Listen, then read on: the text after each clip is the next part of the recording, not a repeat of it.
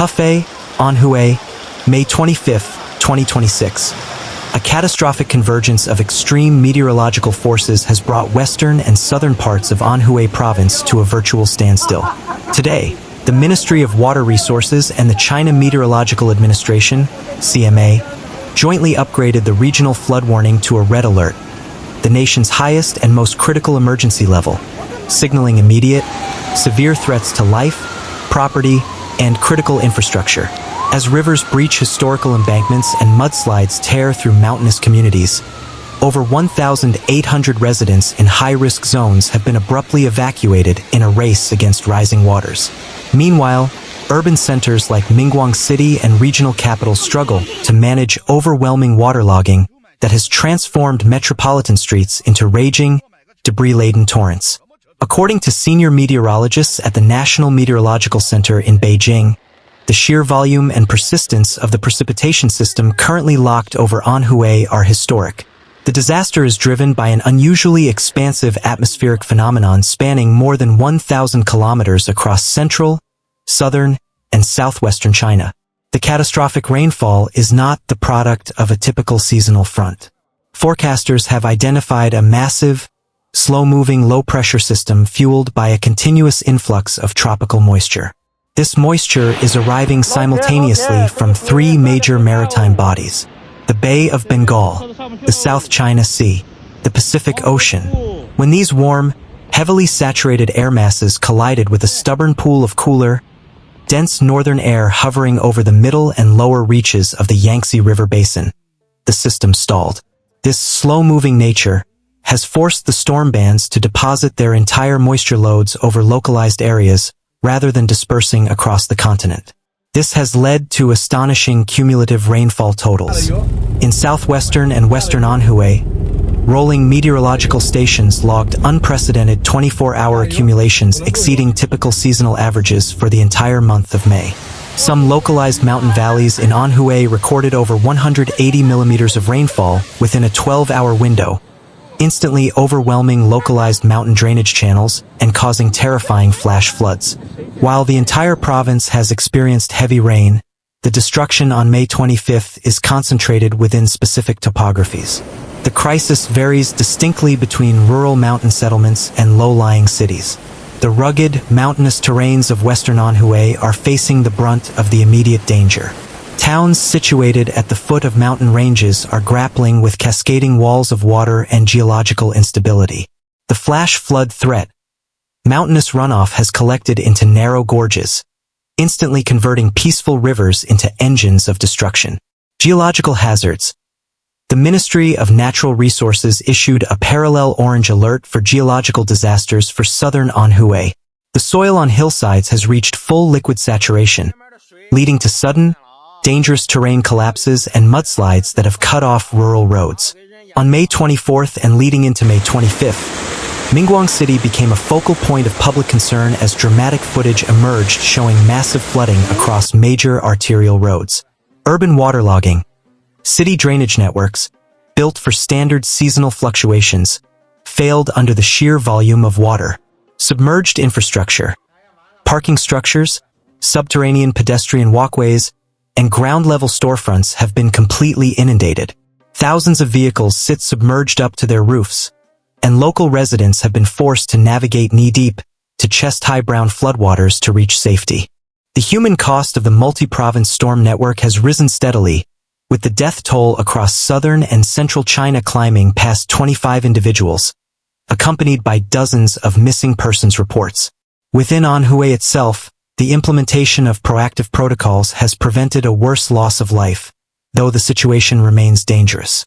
Western/southwestern Anhui, part of broader 25-plus toll level I red alert. Highest, specialized working teams, inflatable boats. Chongqing Municipality 3 dead. 19 missing level 2/national level 4 response military/emergency personnel. Diver teams. Guangxi Region 10 dead. Vehicle incident. Temporary shelters activated. 99 sites. Disaster relief supplies. Medical tents. Hubei Province 3 dead. Multiple missing level I red alert. Highest. Amphibious vehicles, military evacuators. Hunan Province 9 plus dead. 11 missing level 4 flood emergency status local safety guards, swift water rescuers. Following directives from the Ministry of Emergency Management, local municipal bodies across Anhui executed sweeping, mandatory evacuations of low-lying villages and unstable mountainsides. As of tonight, more than 1,805 citizens have been successfully moved into temporary government-administered shelters established in schools, sports stadiums, and civic centers located on higher ground. Emergency workers are prioritizing high-risk vulnerable groups.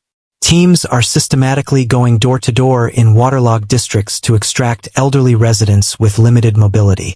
In adjacent provinces experiencing the same storm system, emergency personnel have had to swim inside flooded structures or navigate specialized inflatable dinghies through narrow alleys to pull individuals from upper-story windows, a playbook now being mirrored across Anhui's hardest-hit zones.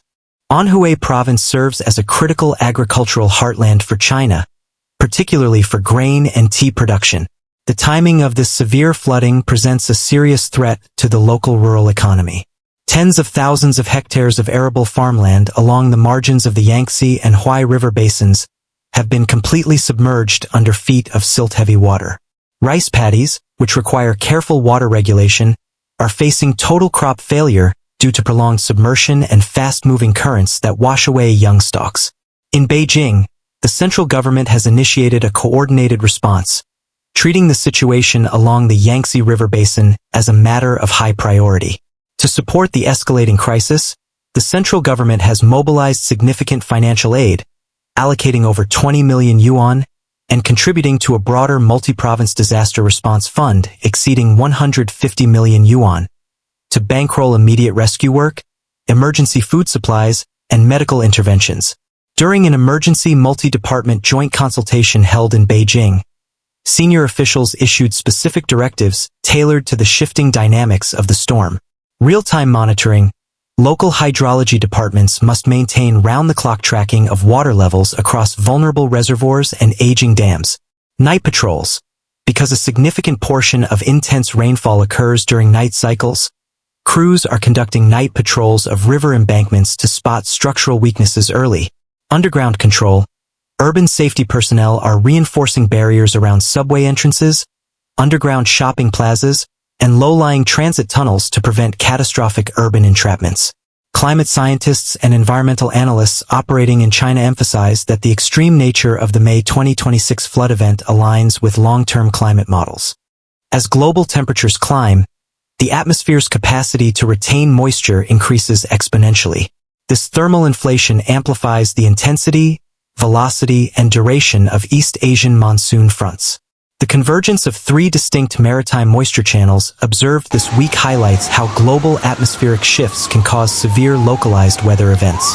Over the past decade, several urban zones within Anhui have invested in sponge city concepts, incorporating permeable pavements, green roofs, and dedicated urban wetlands designed to absorb excess stormwater. While these systems have mitigated damage in select districts, the sheer volume of the May 25th downpours has tested the absolute limits of this sustainable infrastructure, prompting calls for more aggressive climate adaptation measures. As night falls on May 25th, weather tracking networks warn that the storm system is still actively generating severe rain bands over Anhui. Emergency services have reissued clear, binding instructions to all civilians residing in the province. Avoid travel. Residents must strictly avoid traveling to mountainous, hilly, or known high-risk tourist locations. Monitor rolling updates. Families should rely on battery-powered radios or official mobile emergency broadcasts to receive immediate evacuation notifications. Move upward. If water begins accumulating within a residential structure, occupants should immediately move to higher floors rather than attempting to cross flooded streets outside. Avoid floodwaters.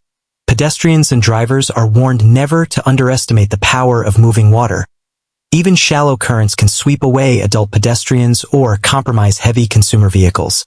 The response across Anhui Province remains fully active. Thousands of emergency personnel, civil defense volunteers, and medical staff are working through the night to safeguard communities, stabilize river defenses, and protect lives against this historic natural disaster.